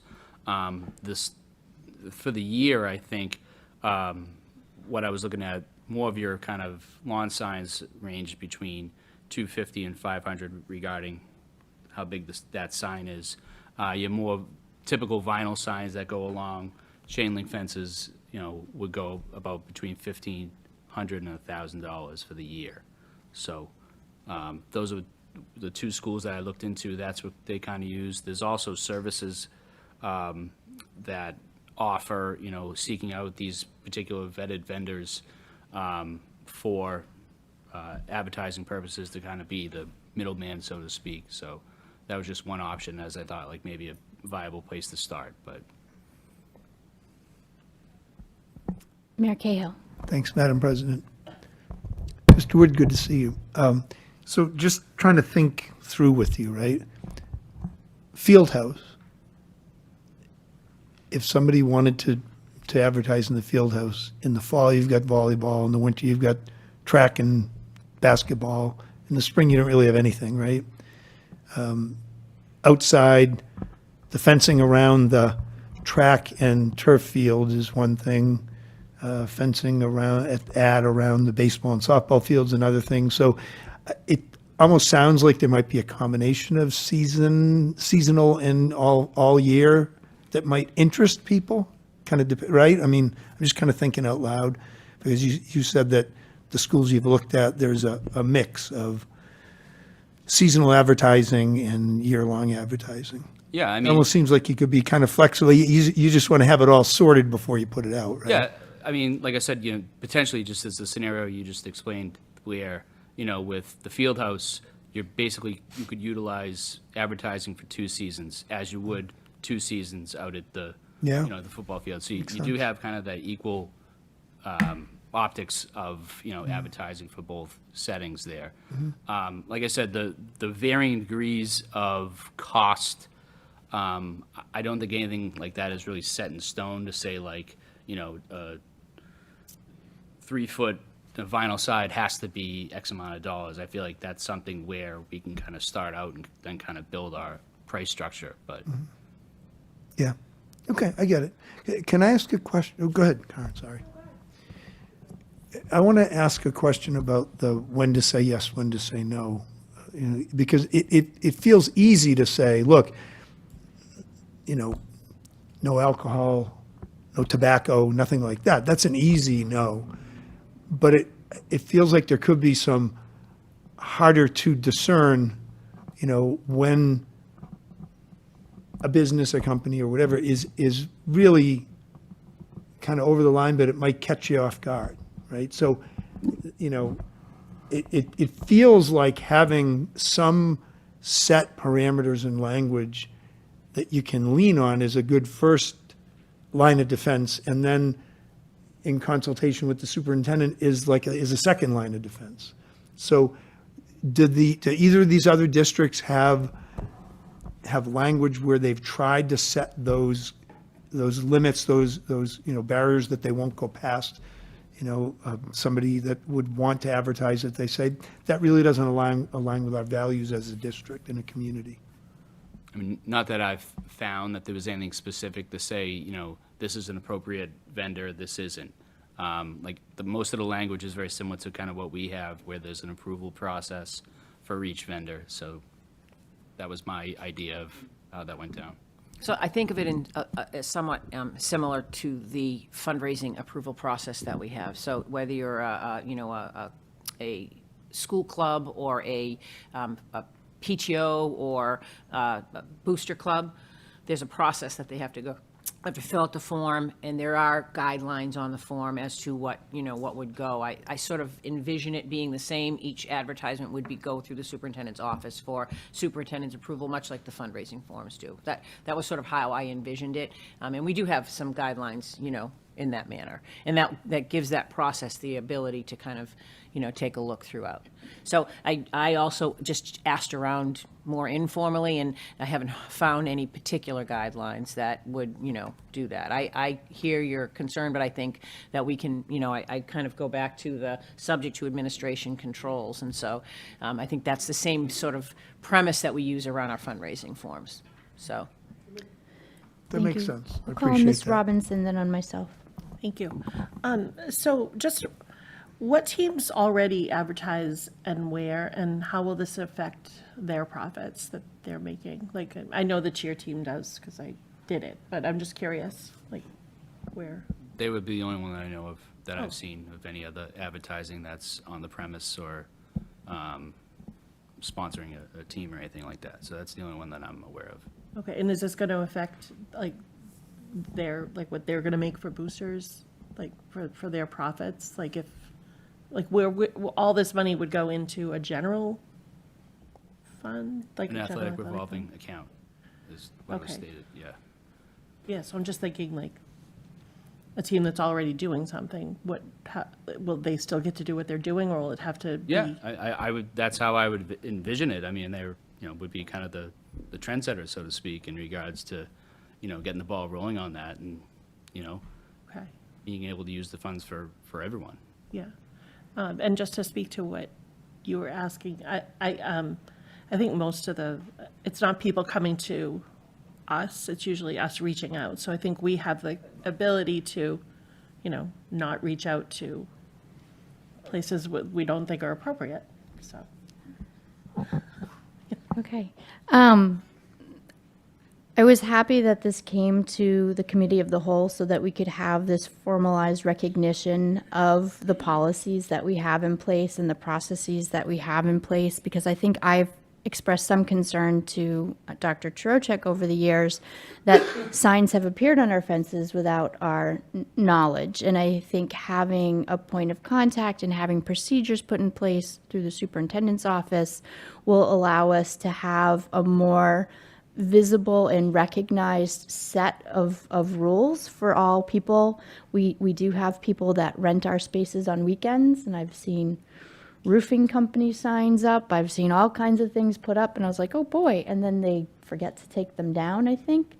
And so I think having sort of this process and the procedures will help us not only with our revolving fund and to cover more of our athletic expenses in our budget, but also just drive some more procedural visibility and sort of rule recognition. So I appreciate you bringing this forward. Dr. Silva. So I just have a general question about, in terms of making this participation accessible to all the different programs, can you, have you thought about how, you might involve all the different programs that would want to get involved in helping raise the funds, just so that, certain programs don't miss out on the opportunity? If you could just discuss that a little bit. Sure, that's a good question. So, all my coaches, as part of their evaluation, have a community outreach aspect to it, whether it's doing a food drive or helping out at a youth basketball game or whatever. So that initiative can be built into kind of that outreach, that like, hey, listen, if these are the funds that you want to raise here, you can really start with that particular outreach to certain vendors. So I kind of think that kind of marries well with what we already have kind of going. Great, thank you. Yep. Ms. Visnick? I think we talked in FNF about there's no direct one-to-one. There is no expectation to your, somewhat to your question, Dr. Silva, somewhat, I think, to your question too, Ms. Robinson. There's no expectation that if some coach happens to, excuse me, have a friend who owns their own business and bring that money in, sell advertising to that particular person, that money is going to go into the revolving account. There is no one-to-one relationship that then that money in the revolving account will be spent on, quote unquote, that team, right? There is not that expectation. Furthermore, I think what you were asking about, if a booster organization was doing something, will this effort interfere with that? And I worry that you maybe misinterpreted that question to say, if the boosters want to sell and give you their money, no offense, I can't imagine that they would want to do that, right? So the issue really becomes, is there enough that we can all be, quote unquote, competing with each other for those funds? And my opinion on that is that we live in an incredible community, and there are certain businesses, and they are incredibly generous, and certain businesses support certain sports. And so I do think that there's enough that it won't be that if the athletic department as a formal entity starts to offer advertising, it's not like somebody who's a friend of cheer is going to stop supporting the cheer boosters and give their money instead to the general athletic fund. So I don't think you need to worry about that. I'm more worried about the misinterpretation or the expectation that if I sold an ad, then my sport should get the money back. And I think that when we talked at FNF, that there was no such expectation of that one-to-one, right? So I just want to make that clear as you decide how you want to vote on this particular item. Dr. Silva? I agree with what you're saying in terms of, the boosters are going to be able to there's other avenues to raise funds for what they need. But the school also needs these funds to, maintain, the fields, the broken, the fence around the things that need to happen, new uniforms, and other equipment that might be needed for, some of these events. So there's enough options out there for the boosters to make the funds that they need to support the program. So I don't see this as a threat to that. I think it's great to be able to support and elevate the sports at Beverly by providing this. Thank you, Dr. Silva. I'm just checking online with Dr. Mackenzie DeFranza. Did you have any questions or comments before I call the vote? We're not hearing you, but it looks like you're all set. Okay. So the motion on the table is to recommend, the committee of the whole recommends approval of the athletic department to solicit and collect revenues from advertising of commercial products and services on surfaces surrounding or adjacent to athletic fields and courts, and to be deposited into the athletic revolving fund for the same use and purpose, in line with policy KHB and KHA, and in consultation with the superintendent and designee. I will call the roll. Mayor Cahill? I want to thank Mr. Wood for taking this on, and yes. Thank you. Ms. Coelho? Yes. Dr. Mackenzie DeFranza? Oh, there you go. Okay, we heard you that time. Thank you. Ms. Robinson? Yes. Dr. Silva? Yes. Ms. Visnick? Yes. Ms. Abel, yes. Okay, and I am sure there will be lots of conversations back in the office about how you get the policy enacted through procedures and whatnot. But thank you so much for your effort, your research, and for moving that forward for our athletes. Great. Thank you, Reverend, for your support. Appreciate it. Thank you. Thanks. And we will return back to our regularly scheduled agenda. I didn't want to keep Mr. Wood until the very, very end, where we will go back to our superintendent report for item B, which is revisiting the school choice related to kindergarten, which we asked to hold, or to revisit rather. At the last meeting, I believe we approved to keep 10 seats, and Dr. Trocheck will give us the rest of the story. Yep, so thank you very much. I appreciate that. I actually am coming forward with a recommendation, with no recommendation to make a change to kindergarten, and I'll explain why. Throughout the budget process, as we were looking at it, we ended up eliminating one kindergarten section in its entirety. And so therefore, this is how the numbers sit. Before I just say that I'm recommending that you keep it at 10, I'll have that explanation as to why. So I wanted to give you a breakdown. In terms of school choice, this is just kindergarten numbers. This is the requests that we have received, and the number of sections that we have. So we have at each one of the schools differing numbers of sections. Ayers is budgeted to have 4 sections of kindergarten. Centerville is budgeted to have 3. Cove is budgeted to have 3. Hannah is budgeted to have 4. And North Beverly is expected to have 3. Those are the number of sections. So there'll be 17 sections. That's down 1. We have 18 sections this year. So throughout the budget process, we had 4 at Cove last year. We're only going to have 3 this year. And that was due to low enrollments, which is still the truth. We still have low enrollments across the district. As you can see, we're only at 297 right now. We're typically around 320 at this point in the process. That sort of led to our decision to eliminate one of those kindergartens in the budget process. So we also have current open seats we have 46 open seats right now in kindergarten, based upon 17 sections of kindergarten. We have 17 open seats at Centerville. We have 5 open seats at Cove. We have 24 open seats at Hannah. And if you remember, Hannah is the carryover. We moved from one school to another. So that leaves us with 46 open seats. However, we went through and combed through just to make a comparison, what did it look like last year from June 1st until the start of the school year in terms of new movement into the district? We had 29 kindergartners register throughout the summer last year. That doesn't include how many left. We didn't have the opportunity to go back and see how many withdrawals we had, but knowing that there's an opportunity of 29 students to join us, and that I think it was on the high side. We felt last year's summer enrollments were pretty high, but also might as well use that as a good benchmark in terms of determining what we might anticipate for this year. If we were to do that, that would leave us with 17 open seats, and that's with now remember, we're down a section, and so my recommendation is to just leave it at 10, and 10 would be the right number at this point, which would mean you have no action to take in terms of a vote because you already voted 10 in. So that's just where we sit.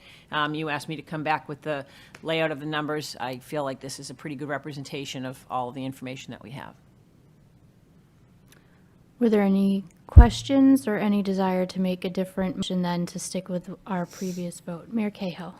Thanks, Madam President. Just a reminder, Dr. Trocheck, what is the deadline by which we have to notice that we're doing 10? And So we had to notify That came in by that? June 1 that we were participating in school choice.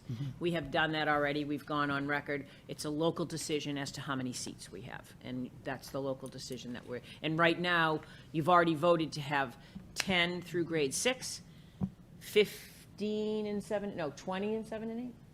15 and 7 and 8. So have you already noticed the kindergarten number for? We have not, informed folks as to whether or not they have been accepted into school choice. Those letters will go out as of June 1st. So we've done all the grade levels all the way through, though, and, Donna has gone through and has that all aligned. Thanks. Ms. Robinson? This is just kind of an aside to that. If, I'm just looking at the numbers at North Beverly. If people moved into North Beverly, and that 63 just seems high for 3. So if people moved into North Beverly, They would be assigned to Hannah. they would be assigned to Hannah. North Beverly and Ayers are full. They've had official capacity of full. And so any new arrivals in those 2 districts would be assigned to Hannah for the kindergarten year. Or to Centerville. They would have the option to go to either or. We do provide transportation for students that are displaced in kindergarten.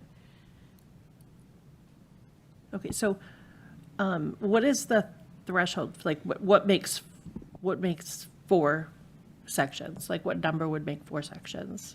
Just in general. Well, so we closed North Beverly at 21 per class.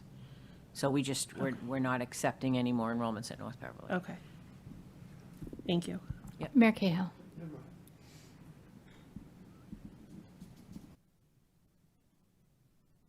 Okay, I'm not seeing a motion coming forward. Thank you, Dr. Churchick. Right, and then, are we doing this one too? Or is this for later? It's further down. Oh, it's further down on the agenda. Sorry, never mind, I have a slide for later. We'll come back to it when you're ready. I don't mind flip-flopping before we talk about policy. Okay, would you, so So I think this is part of we'll Ms. go to the Visnick's presentation. so, Preschool tuition? Yeah. On which one? There was no motion. So we already voted at our last meeting. Okay. So the chair begs the committee's forgiveness. We're going out of order again this evening with the preschool tuition recommendation. Okay. Our I'll- F and F chair will read forward that recommendation. Standing Committee on Finance and Facilities discussed and is bringing forward a recommended motion that we approve an increase in the annual preschool tuition to $5,500 effective for the 25-26 school year. And so that is our recommended motion out of F&F, and I believe that Dr. Trocheck is going to present some information Yeah, and I'm actually as to gonna call on why. Emma But maybe we want for a data. second to begin the So discussion. you're making that motion on behalf of the recommendation from Finance and Facilities, and I Yes, will ma'am. second the motion so we can have discussion. All right, and I'm going to just have Emma take this because she did all this research and this is her data, so, and I know that at F&F, they had a pretty long conversation and discussion about this. Yes, so up there, I had surveyed a number of our surrounding districts relative to what their annual tuition rate is, as well as the number of hours a week that service is provided. It varies greatly district to district as far as, what the length of day is, how many days of the week, is Wednesday a short day? So the hours are provided on a weekly basis just as sort of a point of comparison. Our preschool tuition was last increased to be effective in the FY22 year, so that was our 21-22 school year. Tuition is only charged to our peer students, so students on IEPs are not charged tuition for their participation in our preschool program, and only our peer students are. Our preschool revolving fund helps offset the cost of some of our staff in our preschool program. In FY25, we have 2 teachers and 2 paraprofessionals offset by that revolving fund. In FY26, due to the availability of funds and increased costs, we are able to offset 2 teachers and 1 paraprofessional in that fund. The additional anticipated revenues with the increase of tuition would allow we anticipate would increase our revenues roughly $55,000, which would allow for if as needed, and increase, to help support additional funding. That has been a conversation that we talked quite a bit about during our budget process, being sure that we have resources available to support additional paraprofessional support in the preschool should we need it at any point in the year in FY26. This would help provide funding to that extent, $55,000. Depending on the time that they were hired and whether, they elected benefits or not, would definitely cover, one paraprofessional. It may allow us to put 2 paraprofessionals. If they were hired halfway through the year, we could cover 2 paraprofessionals for half of the year if you sort of lined up with a January start. So that's the information we have there. I do also want to emphasize that we do offer fee reduction for families as well who qualify based on financial need. Our scholarship, we call it scholarship, but it's really free fee reduction, is modeled after with thresholds in line with the National School Lunch Program. We update them annually. And so we go, that's sort of our baseline, and we go up through, I believe it's like a 250 or 284% of that threshold level. So we do make that available to families as well. I have a quick question because I asked this at our last meeting. I know the day has lengthened at our preschool and that there's a 2-day and a 3-day option. Is this applicable for 5 days or 2 days, or how does it apply? So this would be the annual tuition, which would is the 5-day program for the full-day program. For students who attend 2 days, they pay 2/5. For students who attend 3 days, they pay 3/5. Thank you so much. And the other piece of my question was, we have a rolling 3-year-old, is it prorated? So for instance, if there's 10 months that we have the service, they would pay. Yes, so this is the 1/10 of 10-month 2/5. tuition. If somebody starts, 2 months into the year, they pay 8/10 of that, unless they are 2 days, and then it's 2/5 of 8/10. What a great lesson for one of our classrooms. We'll get that into a math talk. Okay, thank you for clarifying that. I just wanted to make sure it wasn't just like across the board, everyone pays $5,500 now. Now, yes, Okay. it is prorated based on enrollment, whether that's start date or participation in the week. It is made a little bit easier by the fact that all of our students do participate in a full-day program. So there is no, you come for 3 hours of the day or any of that. Thank you so much. Were there questions from other committee members? I'm looking online. Dr. Mackenzie DeFranza, did you have any questions? Are we ready to? She has her hand up. Oh, she does. Okay, great. You're recognized. I'm sorry, I don't know if it's possible to hear me very well because it's a bit noisy where I am. It's okay. We hear you. Can you hear me okay? Yes. Great. I don't have a question. I just really appreciate the effort at being thoughtful and creative about how we might bring in some more resources to support additional staffing as needed. I know that was a difficult budget decision we were considering and discussing in our last meeting. And my hope really was to help us think about how we can be creative and maximize whatever opportunities are in front of us. So I really feel like this is a great effort in that direction. So I really appreciate giving some thought to that, by how we're anticipating this meeting. Thank you, Dr. Mackenzie DeFranza, for lending that reflection. Is there any other member? If not, I will call the vote. The motion before us is the recommended increase in the annual preschool tuition to $5,500 effective for the 25-26 school year. Mayor Cahill, Yes. Ms. Coelho, Yes. Dr. Mackenzie DeFranza, Ms. Robinson, Yes. Dr. Silva, Yes. Ms. Visnick, Yes. Ms. Abel, yes. 7-0. Thank you. Please advertise that on our website. And that Okay. is it. That's all I have for this evening. Thank you. Thank you, Dr. Churchak. Thank you, Ms. Puglisi. Returning us now to our agenda items, we just have some policies left. And for the chair's policies, I'm just bringing them forward for a first reading, but I want to add some extra emphasis and attention to these items. We did just go through our public hearing process, and these were hand-selected They were also the next in line, but they were hand-selected as an opportunity now that that public hearing process has passed for us each to reflect on the policies as we have them currently written related to public comment at our school committee meetings. As a reminder, MASC constantly lets us know that it is our option to have that as an agenda item on our meetings or not.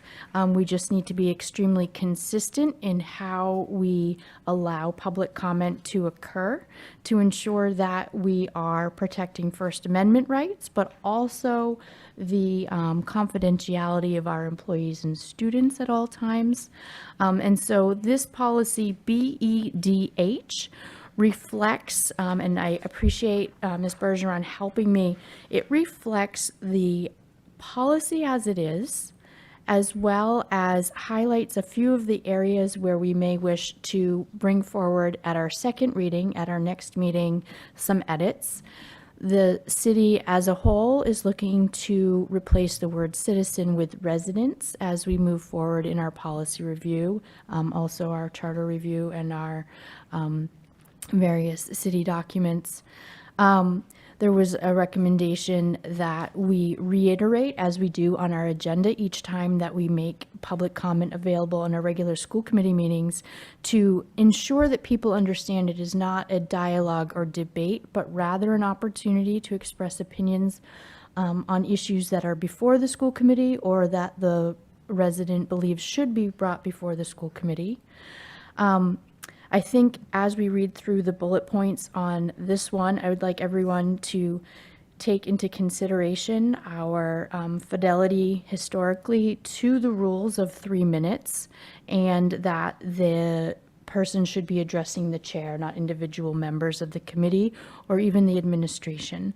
So something that we had done since COVID was to allow members who couldn't physically be present to have public comments. We have given them the option to join us remotely or to ask that the chair reads those remarks into the record. That's not technically part of our policy. It was an accommodation that was made during COVID times, and I think that's something we might wish to reconsider as we look at this policy in more detail at our next meeting. Mayor Cahill, do you have a thought on that already for us to Yes, we should not be start? reading letters at our meetings if the people can't, and they can submit them for all of us to see and read. Sometimes it's extremely ponderous and lengthy, and yeah. I tend to agree. I'm not in favor of that. My phonics teacher from first grade probably has some critique of my ability to read the lengthy letters that I did not draft into the record, especially as my grammar mind wants to correct some things. But Ms. Visnick, I digress. Oh, My sorry. other thing, Madam President, the word citizens shows up twice, and I know you know that. Yep. So we'll see a red line version next time? So next time I will add some additional red lines. I thank Ms. Bergeron for putting this packet together for me with a general direction, and she highlighted them. I will redline them to add residents in both places. Thanks. And Ms. Visnick, I just saw your hand. Well, I think in an incredible positive petty persona, something good that came out of COVID is that I do think more people are paying attention and are participating, if only by watching, viewing. And so I am torn about do we keep that email address? Do we continue to allow people to join us? Because although it started due to COVID, in fact, it has opened up and given the ability to any number of people who can't physically come here for any given reason. And so I appreciate the fact that maybe we don't want to be reading a really long letter into the record.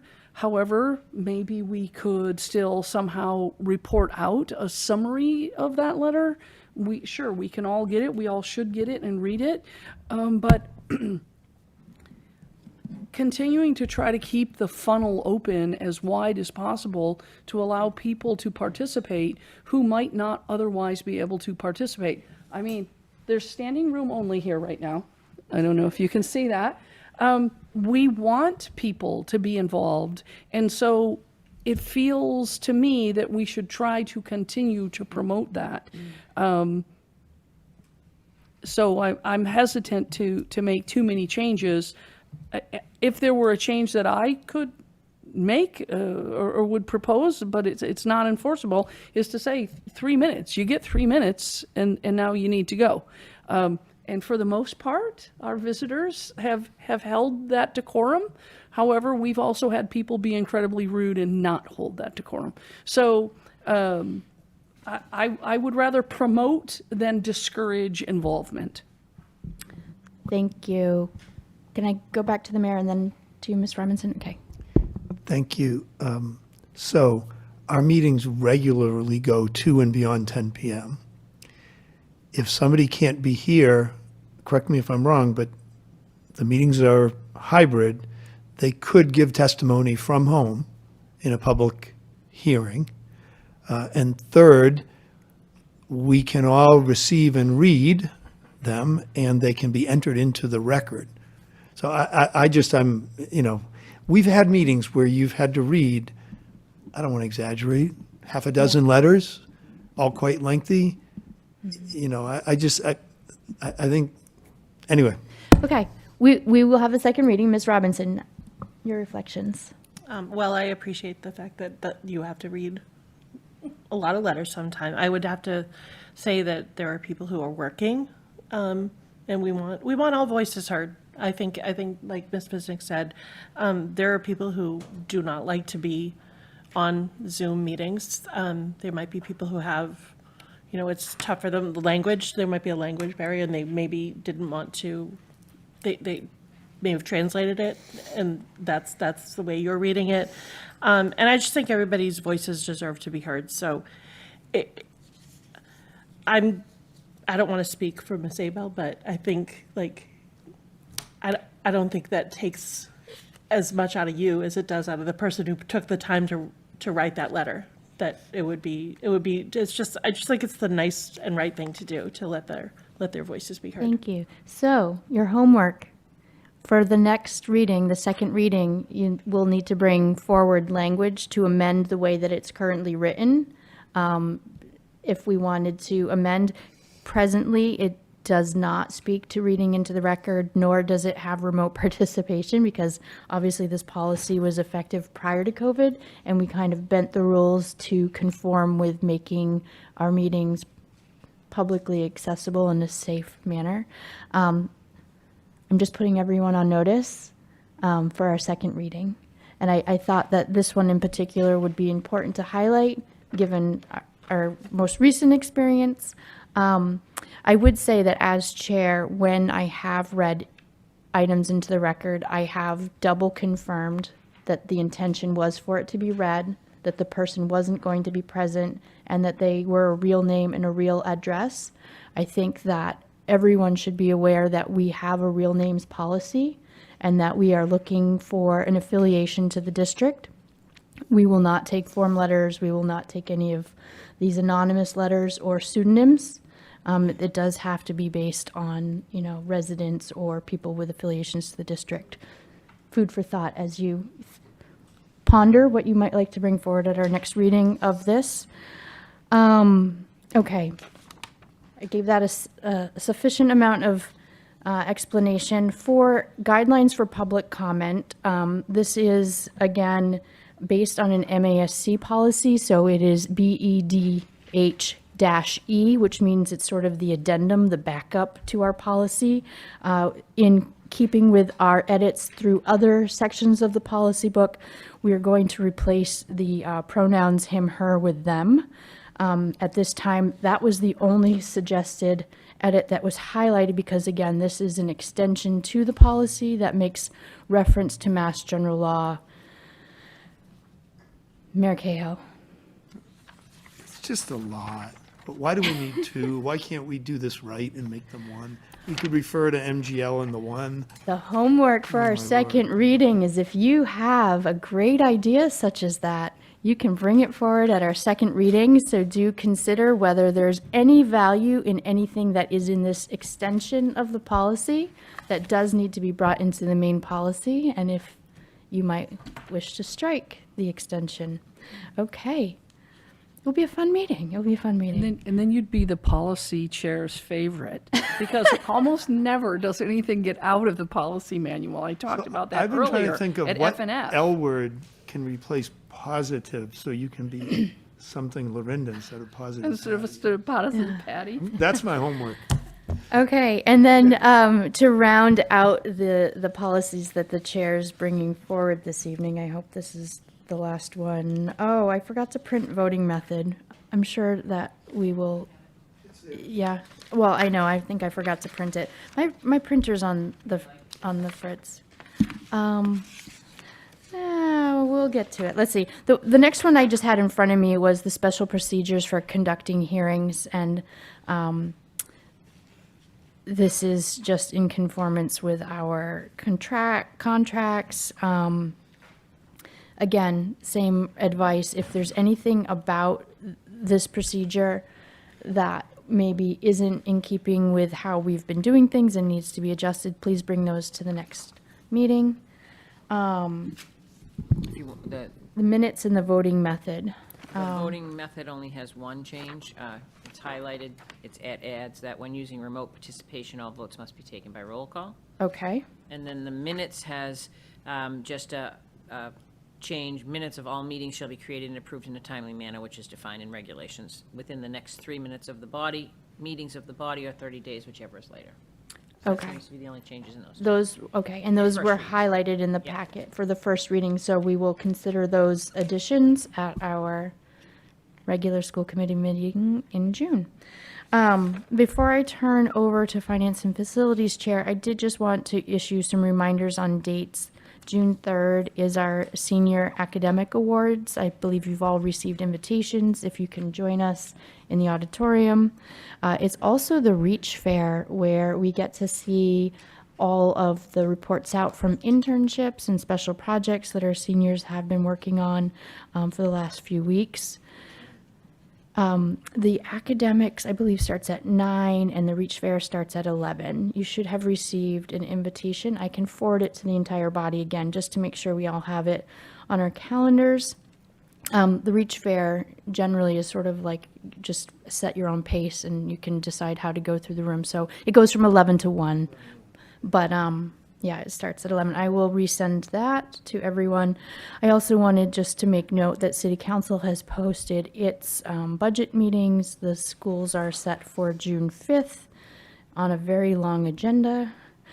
We also have graduation on June 8th. I will reach out to Mr. Thomas to see if school committee members can make any special requests for handing out diplomas. Do think about that in keeping with how we've done it in the past. It would be limited to direct relations and/or just one or two special exceptions per member. So we'll have an opportunity to ask Mr. Thomas if that will be happening this year. It's scheduled for 2 p.m. The graduates do arrive and students do arrive around 1 p.m. At Herd Stadium, because the weather will be beautiful that day. Otherwise, yeah, we won't even talk about otherwise. And then I did want to remind you that we do have still BHS PTSO meetings on June 9th, and then our Curriculum Instruction, Student Life, and Regular School Committee on June 11th.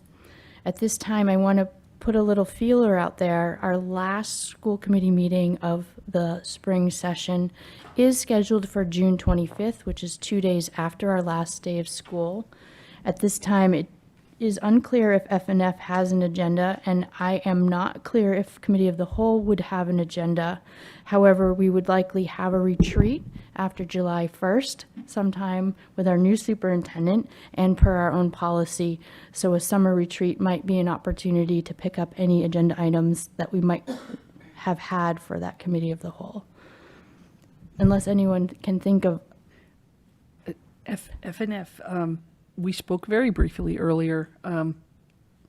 What I would ideally love to have in June is not going to be possible based on the availability of who we need at that meeting, and our books will not yet be closed.